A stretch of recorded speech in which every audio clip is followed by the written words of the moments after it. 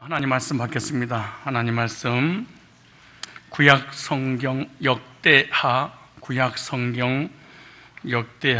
20장부터 마지막 절까지 길지만 길기 때문에 읽기가 참 힘들 겁니다. 그래서 1절부터 6절까지만 다 같이 읽기로 하고요. 그리고 남은 부분은 말씀을 전하면서 제가 읽어드리도록 하겠습니다. 20장 1절부터 6절까지만 다 같이 한 목소리로 읽겠습니다. 시작.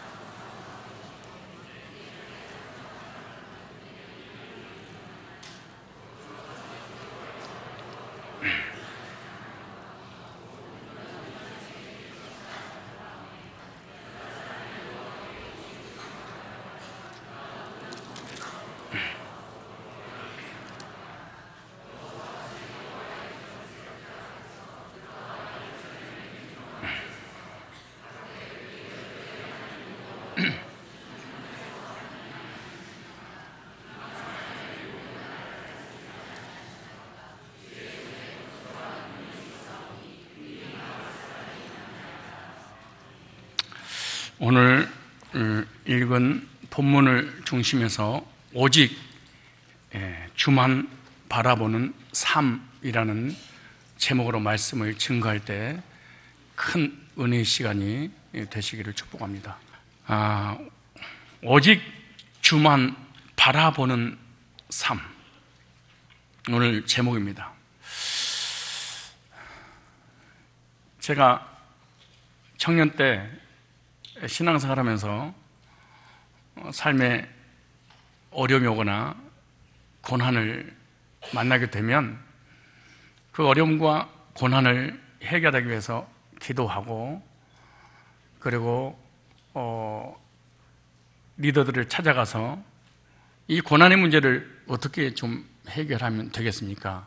라고 질문하면 거의 많은 분들이 답을 해주시는데, 주님 바라보십시오. 그래서 주님이 어디 계신가요? 그리고 바라봐도 주님이 안 보여서 다시 찾아가서, 목사님, 어떻게 해야만 이 문제를 해결할 수 있습니까? 그러더니 오직 주만 바라보십시오. 주님 바라보는 게 뭡니까? 십자가를 붙잡으셔야 됩니다. 아무래도 답을 찾기가 참 어려웠었는데, 오늘 말씀 보니까 주님을 바라보는 삶이 어떤 삶인지 성경에 구체적으로 나와 있습니다. 황당하고 추상적이고 막연하게 하나님 믿고 예수 믿고 문제 해결하기 위해서 막연하게 십자가 튼튼히 붙잡는다고 되는 것이 아니라, 성경에서 하나님께 주시고자 하는 원리들이 있는데 그 원리에 근거해서 우리 믿음을 가져야 되고, 그래야만이 여러 가지 삶의 고난과 역경에서 우리가 이겨낼 수 있는 것입니다. 오늘 본문에 보면 구약 성경에 하나님의 사랑과 하나님의 은혜와 하나님의 복을 가장 많이 받았던 사람이 있었는데, 그 사람이 저번 시간에 말씀드린 것처럼 다윗이라고 하는 왕입니다. 두 번째로 하나님의 사랑과 은혜와 복을 받은 왕이 있었는데 여호사밧 왕입니다. 여호사밧 왕처럼 하나님 은혜와 사랑과 복을 받아서 여호사밧 사는 날 동안에 전쟁이 없을 정도로 태평성대를 누리게 되는 그러한 하나님의 역사가 사실 있었습니다. 그런데 이러한 왕에게도, 이런 왕이 통치하는 그런 시대에도 엄청난 고난이 왔습니다. 암몬과 모압 자손들이 연합을 해서 전쟁을 일으켜 예루살렘을 포위를 하게 됩니다. 꼼짝달싹 할 수 없을 정도로 이 전쟁은 이 연합군에게 피할 수밖에 없는 전쟁입니다.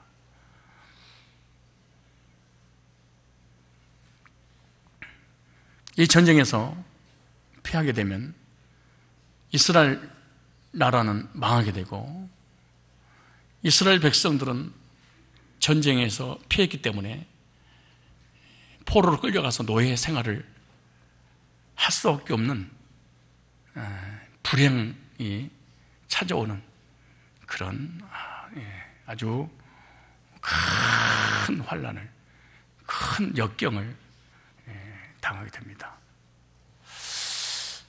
하나님의 사람, 하나님의 사랑받은 사람, 하나님이 함께하는 사람, 하나님의 복을 받은 이스라엘 백성들에게도, 선민에게도 고난이 왔습니다. 역경이 왔습니다. 환난이 왔습니다. 하나님의 사랑을 받지 않는 사람에게만 이런 고난이 온 것이 아니라, 또 죄를 진 사람에게만 이런 고난이 온 것이 아니라, 하나님의 사랑받은, 은혜받은 백성들에게도 고난이 옵니다. 이런 고난이 왔을 때, 이런 역경이 왔을 때, 이런 대환란이, 나라가 빼앗기고 백성 포로로 끌려가는 일이 왔을 때 여호사밧 왕의 태도는 어떤 태도였을까요? 이 역경을 이기기 위해서 여호사밧 왕은 어떻게 했을까요? 오늘 성경에 보면 말씀이 자세히 나옵니다. 12절에 보면,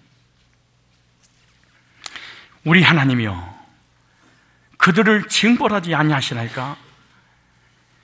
우리를 찌러오는 이 큰 무리를 우리가 대적할 능력이 없고 어떻게 할 줄도 알지 못하옵고 오직 주만 어떻게 합니다? 바라보나이다 하고, 우리 힘으로 안 됩니다, 불가능합니다, 0.1%도 이들을 이길 수 있는 확률이 없습니다. 그때 오직 주만 바라봅니다. 유명한 기도입니다. 하늘 문을 여는 기도입니다. 오직 주만 바라봅니다. 여호사밧 왕이 기도한 이 기도를 통해서 연합군과의 전쟁에 승리하게 되고, 하나님은 화를 복으로 해를 선으로 바꾸는, 그리고 하나님께 큰 영광이 되는 역사를 체험하게 됩니다. 이스라엘 백성들이 전쟁을 하는데 칼 하나, 창 하나 쓰지 않고 적들을 다 물리치고, 그 사람들이 가지고 온 수많은 전리품을 취합니다. 하나님께서 이스라엘 백성들에게 통쾌한 승리를 가져다 줬습니다. 여호사밧이 고난을 만났을 때, 시련을 만났을 때 어떻게 승리했다고요? 오직 주만 바라보는 믿음, 주만 바라보는 기도, 주만 바라보는 그런 삶을 살았기 때문에 승리했습니다. 우리 역시 고난의 때, 역경의 때, 환난의 때, 물질의 환난, 질병의 환난, 가정의 환난, 인생의 환난, 사업의 환난, 마음과 생각과 그리고 나의 모든 삶에 환난이 왔을 때 우리는 승리해야 됩니다. 어떻게 승리할 것인가? 여호사밧 왕의 기도가 필요합니다. 나도 여호사밧 왕의 기도를 함으로 위기가 기회로, 화가 복으로, 해가 선으로 바꾸어지는 그러한 경험을 해야 될 줄로 믿습니다. 우리 하나님이여, 우리가 대적할 능력이 없고 어떻게 할 줄도 알지 못하고, 내가 할 수 있는 유일한 한 가지 있습니다. 오직 주만 바라봅니다. 어떤 삶이 주만 바라보는 삶일까요? 주님만 바라보는 사람은 어떤 사람일까요? 어떠한 사람이 우리의 삶의 모든 위기에서 기회로 바뀌고 해를 선으로 바꿔지는 역사를 체험할 수 있을까요?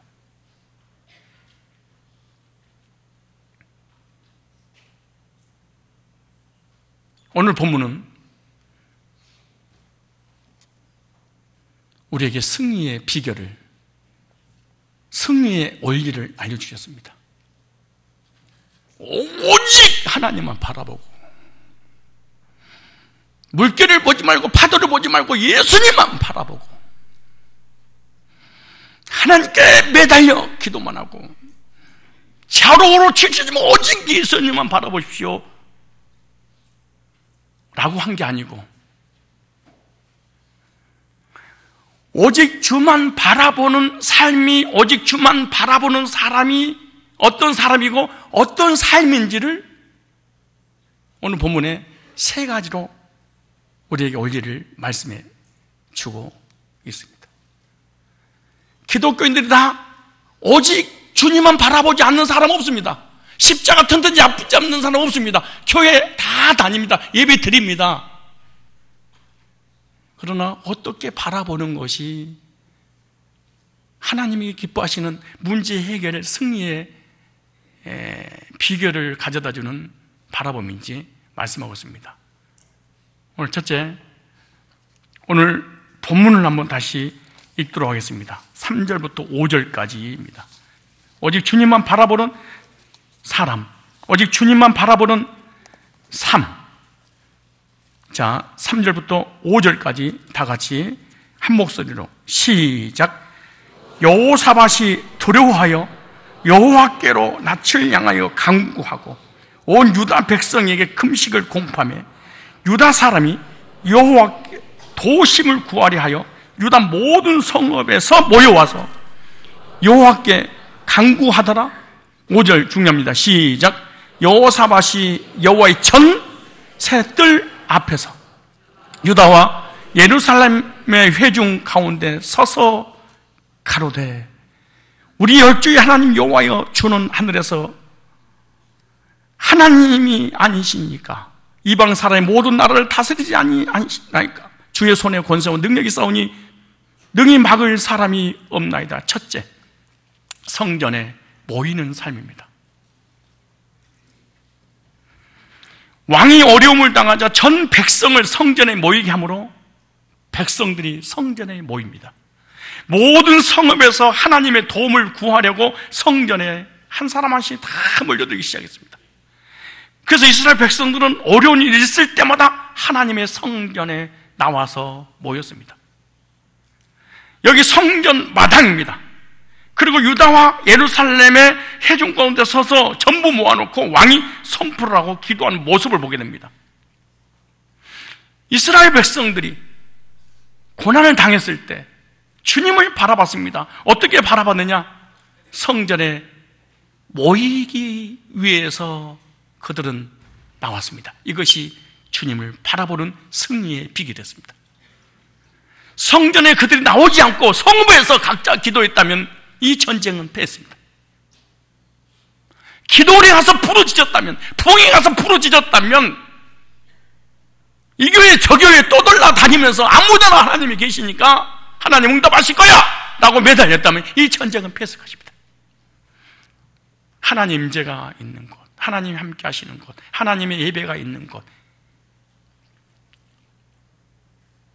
이곳에서 너희들이 하늘을 향해서 기도하면 응답해 주신다는 약속의 말씀을 붙잡고 그들은 성전에 모였을 때 하나님께서 전쟁에서 승리하도록 길을 열어주신 것입니다.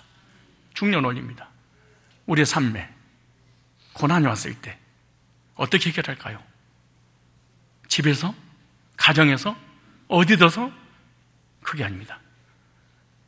두세 사람이 내 이름으로 모인 하나님의 임재가 성전에 그곳에 와서 모일 때 하나님 우리의 문제들을, 우리의 역경을, 우리의 고난들을 하나씩 하나씩 해결해 나갈 줄로 믿습니다. 주를 따라 삽시다. 주를 의지하는 삶은, 주를 바라보는 삶은 성전에 모이는 것이다. 고난을 만났다면 해결하려고 몸부림치기 전에 성전으로 모이십시오. 성경에 보면은 한나는 아이를 낳지 못해서 너무나 많은 핍박과 고통을 받았을 때 그 고난의 문제를 해결하기 위해서 성전에 나왔습니다. 성전에 나와서 예배드리고 모든 사람 갈 때 한나는 가지 않고 끝까지 하나님 앞에 응답받기 위해서 기도했습니다. 환난 가운데 성전에 나가 기도할 때 하나님은 태의 문을 열어주셨습니다. 여러분, 우리의 삶에 인생의 태의 문이 닫히는 사람이 많습니다. 물질의 태의 문, 건강의 태의 문, 사업의 태의 문, 자녀의 태의 문, 문제의 태의 문, 여러 가지 태의 문들이 다 닫혀서 생명들이 살아갈 수가 없는 것입니다. 영적으로든 정신적으로든 육신적으로든 태의 문이 언제 열리느냐? 성전에 나왔을 때. 여러분, 축복의 태의 문이 열리기를 원한다면 주님 임재가 계시는 성전에 나오십시오. 여러분 스스로 가정에서, 직장에서, 일터에서 기도하는 거 중요합니다. 그러나 그보다 더 중요한 것은 하나님의 임재가 선포되지는, 하나님의 현현이 있는 쉐키나라고 하는 하나님의 영광이 임하는 말씀이 선포되어지는 성전에 모일 때 하나님께서 문제를 해결해 주실 줄로 믿습니다. 요나서 2장 4절 말씀에도 요나는 물고기 뱃속에서 고난 가운데 다시 성전을 바라보라. 다시 이 말이 참 중요합니다. 요나는 그동안 성전을 바라보는 삶을 살지 못했습니다. 고난이 오니까 물고기 뱃속에서 조금 있으면은 물고기에 소화가 돼서 이제는 뱃을 보러 나갈 수밖에 없는 그런 고난이 왔을 때 하나님 나를 건져주십시오. 문제 해결받기 위해서 내가 다시 성전을 바라봅니다. 이럴 때 물고기가 요나를 물고기 뱃속에서 육지로 토하는 그런 기적을 체험하게 된 것입니다.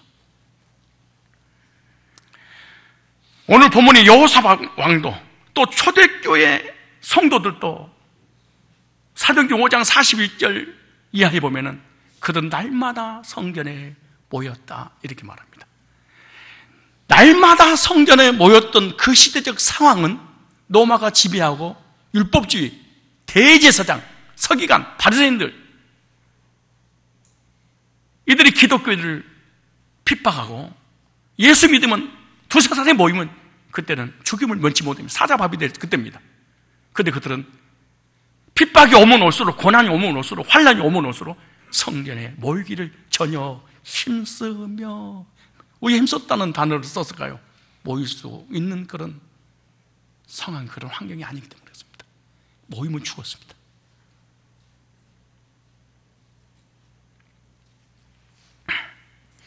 저와 여러분, 어떤 어려움을 겪고 있습니까?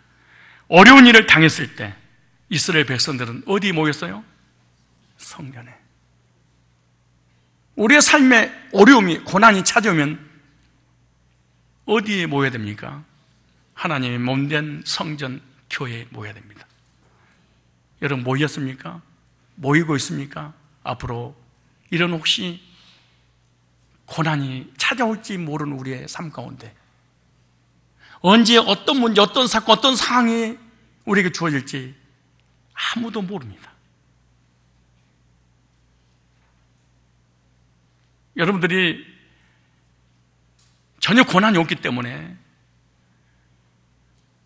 이런 고난의 해결의 메시지를 전할 때 아무 반응이 없지만 그래도 괜찮습니다. 언제 올 겁니다.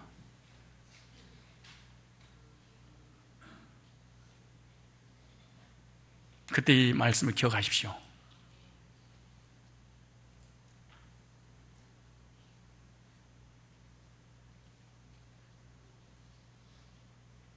사람의 고난이 찾아오면 하나님과 성경과 멀어지는 사람이 있고요, 하나님과 더 가까이 오는 사람이 있습니다. 여러분 삶의 역경을 만났을 때 성경과 가까이 하는 삶입니까? 멀어지는 삶입니까? 2017년도가 다가고 새로운 한 해 처음 가는 길을 우리는 가야 됩니다. 어떤 환경이, 어떤 문제가, 어떤 사건이 주어질지 아무도 모릅니다. 2017년 살아와서 과거는 어느 정도 알 수 있으며, 그러나 2018년도는 모릅니다. 무슨 일이 일어날지 아무도 모릅니다. 왜 우리가 교만할까요? 우리가 왜 은혜가 안 될까요? 왜 성전에 모이지 않을까요? 아무 문제가 없다고 생각하기 때문에 그렇습니다.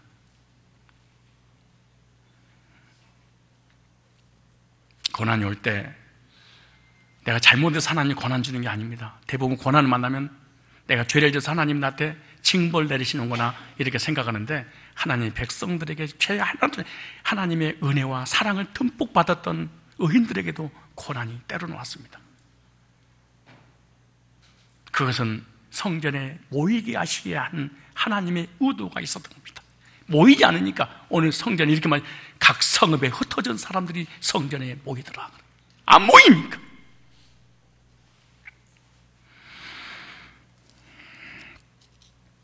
고난 중에 있다면 성전에 가까이 하십시오. 성전에 와서 하나님을, 오늘 본문을 보니까 의리했다 그렇게 말합니다. 하나님 의리하고 하나님께 예배드리는 하나님의 사람들, 하나님께서 고난을 해결해 주실 것입니다. 명언 하나 남길 거니까 잊지 마세요. 평안할 때 성전을 가까이 하라. 고난 중이라면 속히 성전을 바라보라. 뛰어났네.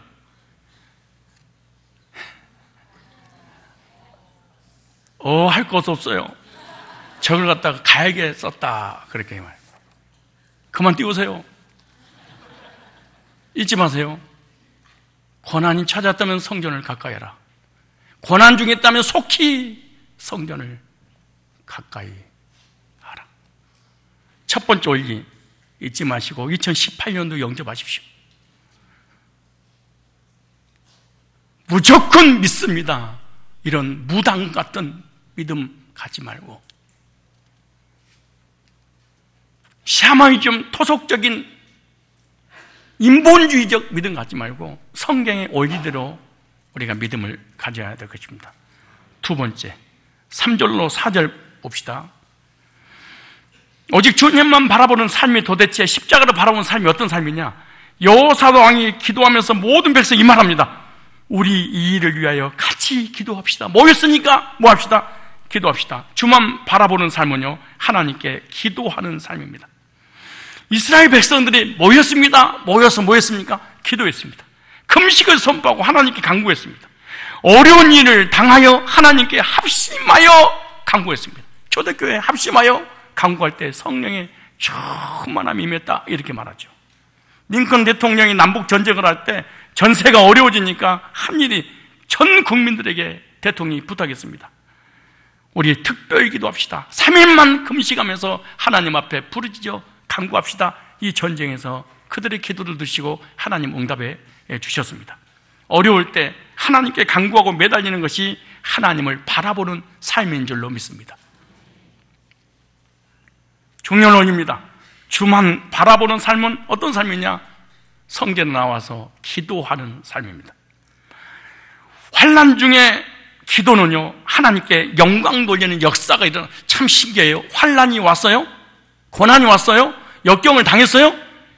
그런데 사람들이 낙심하고 좌절하고 절망할지언정 하나님께 나와서 기도하지 않는다는 거예요. 그래서 시편 50편 15절의 말씀에 보면 환난 날에 나를 부르라. 환난이 왔는데 안 부른다는 거야. 병들고 가난하고 삶이 어려운데 하나님을 부르지 않는다는 거예요. 기도하지 않는다는 거예요. 그러니까 하나님이 너무 안타까우니까 이렇게 말해요. 환난 날에 나를 부르라. 내가 너를 건지더니 네가 나를 영화롭게 하리라. 이렇게. 환난을 주신 목적이 뭐냐? 기도하게 하시려고. 기도하게 하신 목적이 뭐냐? 응답해 주시려고. 응답받고 하나님이 해 주셨노라고 하나님께 영광 올려드릴 수 있는 믿음을 갖게 하시려고 고난을 허락해 주신 것입니다. 고난 당할 때 주님만 바라보면서 기도합시다. 우리 야고보서 5장 13절 볼까요? 야고보서 5장. 야고보서 5장 한번 찾아보세요. 기도의 세 가지 원리에 대해서 설명해 주고 있는데요. 야고보서 5장입니다. 5장 13절 말씀이에요. 너희 중에 고난당하는 자가 있느냐? 그렇죠. 의인이야. 구원받은 성도들은 하나님 자녀야. 천국 갈 사람들이잖아요. 그런데 고난당한다는 거예요. 우리의 고난은 초대교회 성도들 고난과 비교할 수 없는 고난이겠죠. 그들의 믿음은 곧 순교입니다. 그들의 믿음은 곧 핍박입니다. 그들의 그리스도인은 곧 죽게 되는 거죠. 너희 중에 고난 당하는 자가 있느냐? 그리스도인들에게 고난이 있다는 거예요. 있느냐? 저는 뭐 할 것이요? 기도할 것이요. 즐거워하는 자가 있느냐? 저는 찬송할지니라. 누가 찬송합니까? 즐거운 사람, 기쁜 사람들. 누가 기도합니까? 고난이 왔다면.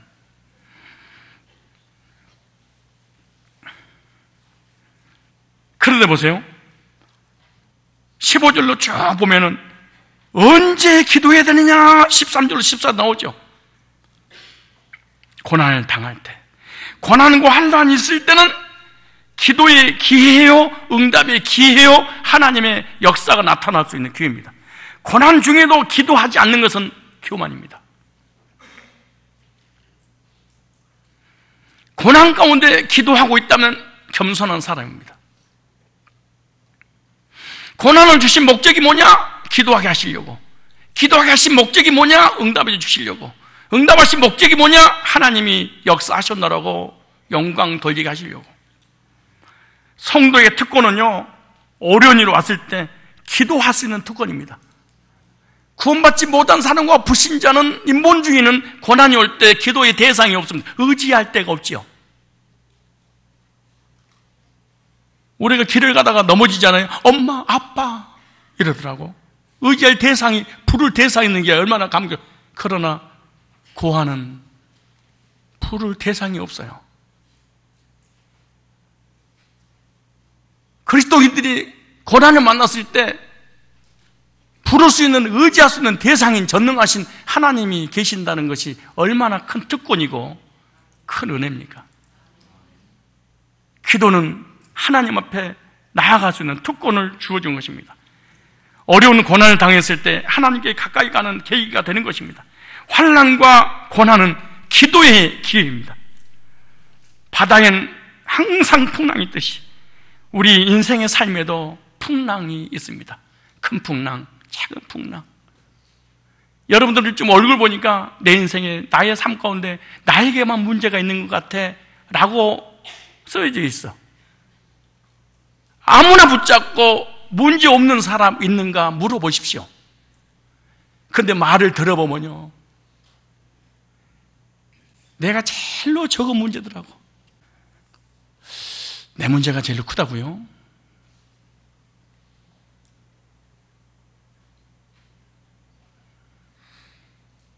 네가 나의 인생을, 나의 삶을 몰라서 그런다고요? 내 문제보다 더 고통스러운 일이 없다고 생각하십니까? 다 크고 작은 일을 바다에는 풍랑이 늘 일듯이 우리 인생의 삶에는 늘 고난이라고 풍랑이 있는 것입니다. 이 문제 해결하면 저 문제 해결하고요, 이 발이 아파서 수술하면 저 발이 아프고요, 저 발을 수술하면 이 팔이 아프고요, 이 팔을 수술하면 요 팔이 아프고요, 요 팔을 수술하면 머리가 뻗고요. 다 문제. 그래서 기도하라 이렇게 말합니다. 고난이 왔느냐? 기도해라. 누가 기도해야 되냐? 보세요. 여기 다시 야고보서 4장 보세요. 야고보서 5장 보세요. 누가 기도해야 되냐?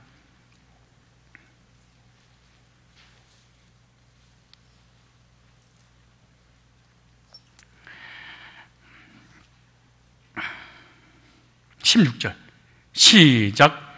이러므로 너희 죄를 서로 구하며 병낫기를 위하여 서로 기도하라. 여기 보세요. 의인의 간구는 역사하는 힘이 많으니라. 언제 기도해요? 고난당할 때. 누가 해요? 의인이. 의인은 두 종류의 의인이 있죠. 이 세상에 의인은 한 사람도 없지만은 성경의 의인은 두 가지 의인이 있습니다. 하나는 예수 안에서 죄사함받고 구원받은 사람은 의인입니다. 그리고 구원받은 하나님 백성들이 하나님을 의지하고 의리하고 신뢰하는 사람을 의인이라. 여러분 의인이십니까? 율법의 의인은 없어도 믿음의 의인은 많습니다. 여러분 믿음으로 의인된 사람은 고난이 왔을 때 기도하십시오. 보세요. 16절 다시. 의인의 간구는 역사함이 뭐니라? 역사함이 뭐다? 많으니라. 근데 기도할 때 17절부터 18절 보니까 어떻게 기도해야 되느냐? 간절히 기도하라 그렇게 말해요. 따라서 합시다. 간절히 기도하라. 여기 17절로 18절 말씀을 보면은 열왕기상 18장 41절로 44절 말씀입니다. 엘리야는 머리를 무릎 사이에 놓고 간절히 기도했습니다. 엘리야는 응답의 표적이 있을 때까지 간절히 기도한 겁니다. 하나님은 간절히 기도하는 자에게 응답하십니다. 저와 여러분들은 기도할 자격과 받을 자격을 갖춘 사람입니다. 성도의 기도는요, 하나님이 주신 특권이고 은혜이기 때문에 기도하면 반드시 응답을 받게 되는 것입니다. 주님을 바라보는 사람들이 어떤 사람들이냐? 기도하는 사람들입니다. 주님만 바라보고 주님만 의리하는 사람들에게 반드시 승리하는 역사가 일어나도록 인도해 주실 것입니다. 에레미야 33장 1절로 3절 말씀에 에레미야가 시대들에 갇혔을 때, 감옥에 갇혔을 때, 고난이 왔을 때, 환난을 당했을 때 하나님께서 말씀하십니다. 너는 내게 부르짖으라. 그럼 내가 내게 응답하겠고 네가 알지 못한 크고 비밀한 일을 보이리라. 미리 비전을 너희가 알려줄 거야. 나의 계획을 너희가 알려줄 거야. 너에게 희망과 소망을 내가 줄 거야. 사람 바라볼 거 없어. 사람 의지할 거 없어. 사람의 소리에 귀 기울일 거 없어. 나를 바라봐. 나에게 부르짖어. 그럼 내가 너 희한한 역사를 이루어 줄 거야. 사람에 매달리고 사람 찾아서 문제 해결하려고 수습하려고 예를 쓸 거 없습니다. 흑백 가릴 거 없습니다. 삼자 되면 알 거 없습니다. 모든 해답의 해결의 키워드가 하나님께 있는 것이지 우리 인간에게 있는 것이 아니기 때문에 그런 것입니다. 저와 여러분들이 고난을 주신 것은 기적을 체험할 수 있는 기회를 하나님 주신 것입니다. 고난은 하나님께 주신 축복의 기회인 줄로 믿으시기 바랍니다. 따라서 합시다. 고난은 하나님의 축복을 받을 수 있는 기회다. 위기를 기회로 바꾸는 지혜가 기도를 통해서 우리에게 임하시기 바랍니다. 세 번째입니다. 오늘 가장 중요한 핵심입니다. 왜 모여야 됩니까? 왜 기도해야 됩니까? 그리고 하나님은 무엇을 하기를 원하시고 어떤 응답을 어떤 식으로 하실까요? 오늘 20절 보겠습니다. 20절 시작.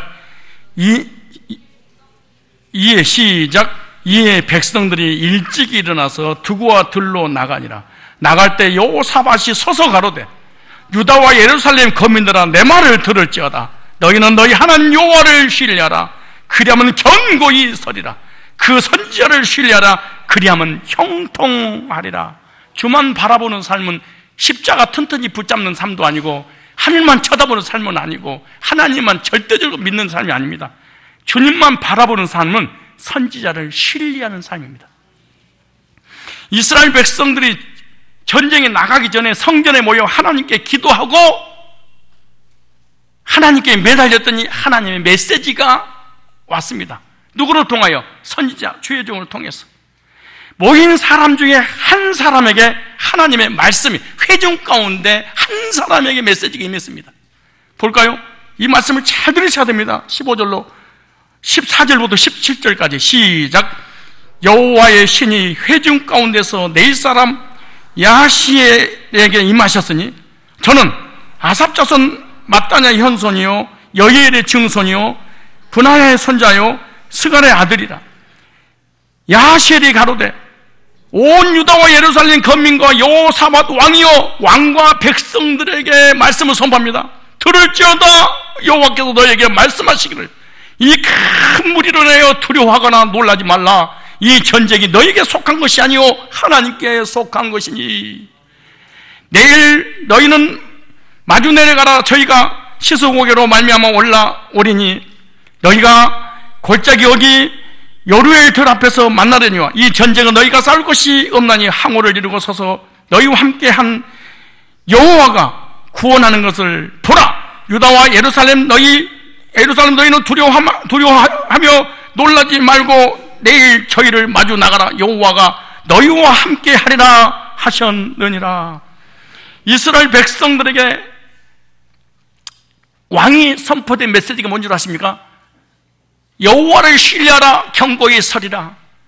선지자를 신뢰하라. 그러면 너희가 형통하리라. 이렇게 말합니다. 그런데 이 말씀을 여호사밧 왕이 받은 게 아닙니다. 한 사람 선지자가 있었습니다. 선지자에게 하나님 메시지가 왔습니다. 그 메시지를 받아서 선포할 때 왕의 태도를 볼까요? 18절에 여호사밧이 몸을 굽혀 얼굴을 땅에 대니 온 유다와 예루살렘 거미들도 여호와 앞에 엎드려 경배하고, 여기 보니까 이 야시엘이라는 사람이 나오는데 이 야시엘이라는 사람은 유명한 사람이 아닙니다. 전혀 유명한 사람이 아닙니다. 오늘로 적용하면은 유명한 목회자들이 아닙니다. 오늘 우리 교회로 적용하면 담임 목사도 아닙니다. 부목사들도 아닙니다. 전도사들도 아닙니다. 목자의 말들입니다. 목자들이 목원들에게 전하는 메시지입니다. 그런데 이 선지자한테 말씀이 임했는데요, 이 전쟁터에 두려워하지도 말고 불안하지 말고 염려하지 말고 나가라. 전쟁은 누구에게 속했습니까? 하나님께 속한 것이니 가만히 서서 하나님께서 구원하신 것을 보라.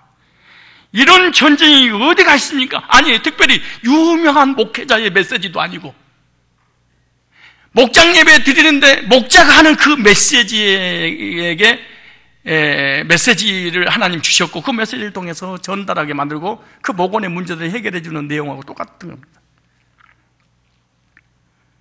그런데 여기서 중요한 게 뭐예요? 유명하지 않는 사람의 말을 사람이 들으려고 할까요? 똑똑한 목원들이 미련한 목자의 말을 들으려고 할까요?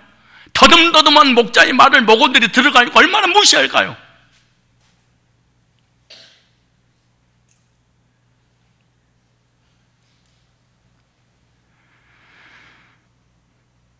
그런데 여호사밧 왕이 이렇게 말합니다. 하나님을 신뢰하라. 그 선지자를 신뢰하라. 선지자의 말은요, 칼과 창으로 적들이 막 달려오는데 뭐라고 합니까? 두려워하지 마라. 여기 다시 한번 읽어볼까요? 20절 시작. 이에 백성들이 일찍 일어나서 두와 둘로 나가니라. 나갈 때 여호사밧이 서서 가로되 유다와 예루살렘 거민들은 내 말을 들을지어다. 너희는 너희 하나님 여호와를 신뢰하라. 그리하면 경고히 서리라. 그 선지자를 신뢰하라. 그리하면 뭐하리라? 형통하리라. 백성으로 더불어 의논하고 노래하는 듯 택하고 거룩한 예복을 입히고 군대 앞에서 행하며 여호와를 찬송하여 이르길 여호와께 감사하세. 그 자비하심이 영원하도다 하게 하였더니.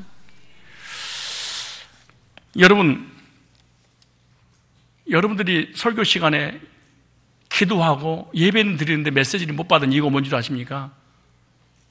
목회자를, 선지자를 신뢰하는 믿음이 없어서 그렇습니다. 이런 말을 하면 어떨까요? 하나님이 교회 안 계시니까 나오지 마세요. 그럼 나올까요? 안 나올까요?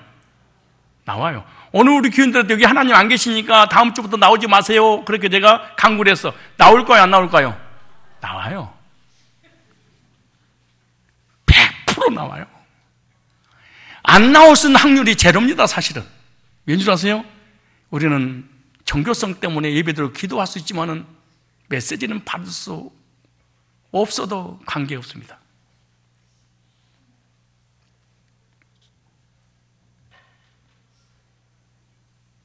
예배드려 교회에 나와야 됩니다.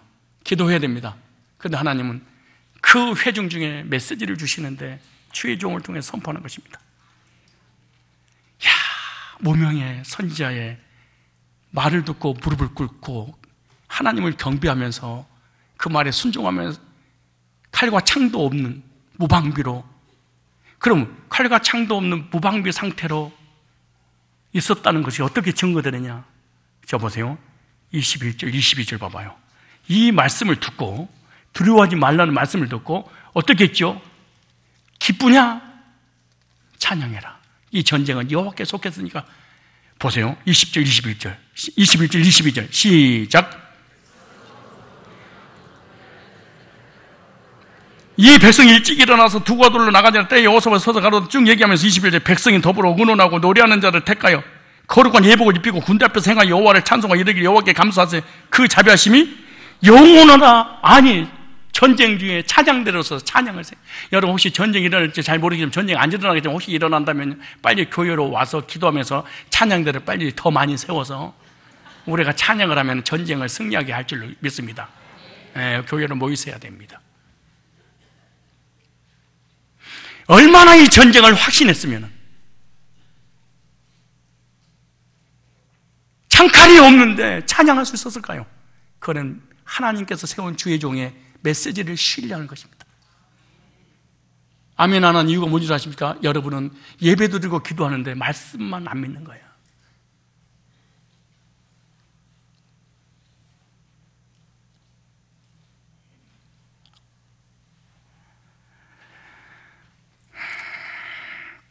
그런데 보세요.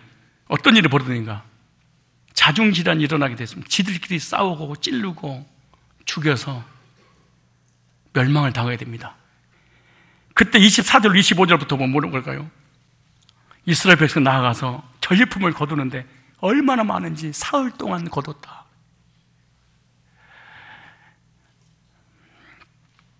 주의 종을 신뢰하는 삶이 어떤 삶? 주님만 바라보는 삶입니다.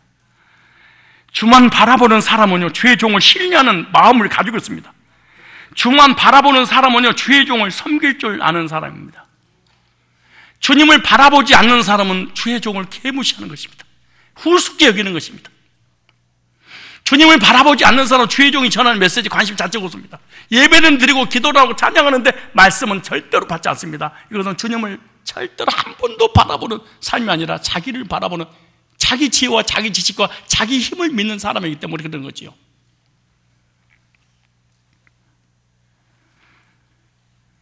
그러면 똑같은 시간에 똑같은 장소에 똑같은 메시지가 전하는데 한 사람은 자고 있고 한 사람은 족을 입고 있고 한 사람은 받지 않고 한 사람은 무시하고 그럼 어떻게 될까요? 역대하 36장 36절. 자, 36장 36절을 보세요. 36장 참 15절, 36장 최종 15절. 자, 참 신기합니다. 예배는 드립니다. 기도는 합니다. 그러나 메시지는 아무나 받는 것은 절대로 아닙니다. 하나님은 예배드리고 기도할 때 반드시 메시지를 주는데 그 메시지는 아무나 받아들이는 게 아니에요. 잘 볼까요? 15절에 그 열조의 하나님 여호와께서 그 백성과 그 거하시는 곳을 성도들과 교회를 모이는 곳을 아끼사 부지런히 그 사자들을 그 백성이 보내어 이르서 말씀을 계속했지만 자기가 직통으로 규태해서 받겠다는 겁니다. 내가 하나님과 1대1로 만나겠다는 거예요. 내가 기도해서 환상과 계시를 받아야 되겠다는 거예요. 얼마나 교만이 승천했는지 볼까요?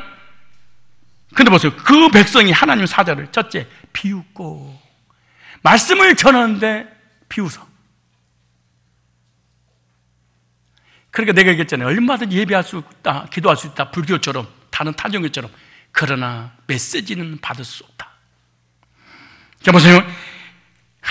그 백성이 하나님의 첫째 사자를 비우고 둘째 전하는 메시지를 멸시하며 셋째 그 선지자를 욕하여 여호와의 진노로 그 백성 미쳐서 만회할 수 없는 죄를 졌구나. 용서 받을 수 없는 죄.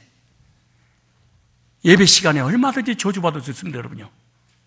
기도하다가 얼마든지 우리가 막을 수 있습니다. 왜? 하나님은 말씀을 또 응답하시는데 여기에 전혀 관심을 갖지 않습니다. 그러나 예배드립니다. 이것이 종교성이라고 하는 것입니다. 어려움을 당할 때 주의 종을 신뢰하십시오. 한나는 주의 종의 축복을 믿음으로 받았습니다. 그때 사무엘을 주셨습니다. 또 믿음으로 축복을 받았습니다. 자녀 넷을 보너스로 주셨습니다. 그때 그 종은 어떤 종이냐? 타락한 종이었습니다. 하나님의 계시가 끊겼던 종이었습니다. 그래도 하나님이 세우신 하나님의 종이라고 믿었기 때문에 그 메시지로 축복할 때 하나님 응답해 주신 것입니다. 마태복음 10장 42절 이하에 보면은 선지자를 영접하는 것은 예수님을 영접하는 것이고 예수님을 영접하는 것은 하나님을 영접하는 것이다 이렇게 말하잖아요. 선지자를 신뢰하지 않는 것은 예수님을 신뢰하지 않는 것이요 하나님을 신뢰하지 않는 것이다 이렇게 주님 말씀하십니다. 우리의 삶에 고난이 왔을 때 주의 종의 선포된 메시지를 받을 줄 알아야 됩니다. 전쟁 중에 여호사밧 왕이 이스라엘 백성이 명한 것이 무엇입니까? 여호와를 신뢰하라, 주의 종을 신뢰하라. 그러면 너희가 형통할 거야. 그 말씀을 듣고 이스라엘 백성이 어떤 태도를 가졌죠? 그대로 그 메시지를 받고 신뢰했습니다. 오늘 우리의 삶 가운데 고난이 왔을 때 어떻게 될까요? 성전에 나와야 됩니다. 기도해야 됩니다. 더 중요한 게 있습니다. 전쟁에서 이기겠다는 거야, 지겠다는 거야, 해결해 주겠다는 거예요, 패하겠다는 거예요, 응답해 주겠다는 거야, 안 해주겠다는 거예요. 메시지를 들을 줄 알아야 됩니다. 오늘 세 가지 중요한 원리를 전했습니다. 2018년도 이 말씀을 가지고 여러분 이겨내야 됩니다. 구원받은 성도에게도 고난이 오는구나. 성전에 모여야 되는구나. 성전에 모여서 어쩌잔 말이냐? 기도하라는구나. 기도해서 어떻게 응답받으라는 거냐? 메시지를 기다리구나. 언제 메시지가 내게 임하느냐? 하나님 세운 주의 종이라고 신뢰가 할 때 메시지가 들리기 시작하는 겁니다. 주의 종이라고 신뢰가 안 되면 그 메시지는 하나도 귀에 들리지 않는 것입니다. 기독교하고 불교하고 모든 종교하고 똑같은 것이 두 가지입니다. 하나는 예배, 하나는 기도. 모든 종교는 이 두 가지랍니다. 그러나 세 번째는 기독교만 합니다. 메시지, 말씀이 회중 가운데 임하는 것입니다. 주님만 바라보는 삶, 주님만 바라보는 사람은 어떤 사람입니까? 세 가지를 말씀드렸습니다. 추상적으로 막연하게 십자가를 붙잡아야 됩니다. 붙잡았는데요. 하나님을 붙잡아야 됩니다. 붙잡았는데요. 말씀을 붙잡아야 됩니다. 붙잡았는데요. 이런 너도 몰라 나도 몰라 아무도 모르는 수수께끼 같은 신앙생활 하지 마시고, 영육간의 전쟁의 승리의 비결은 여호와께 속했기 때문에 그분한테 나와야 되고, 그분 앞에 나와서 기도하고 그분의 뜻을 전달하는 주의 종을 통하여 메시지를 듣고 해결받고 해답을 얻고 응답받고 여러분 삶에 늘 응답의 역사를 체험하시기를 주님 이름으로 축복합니다.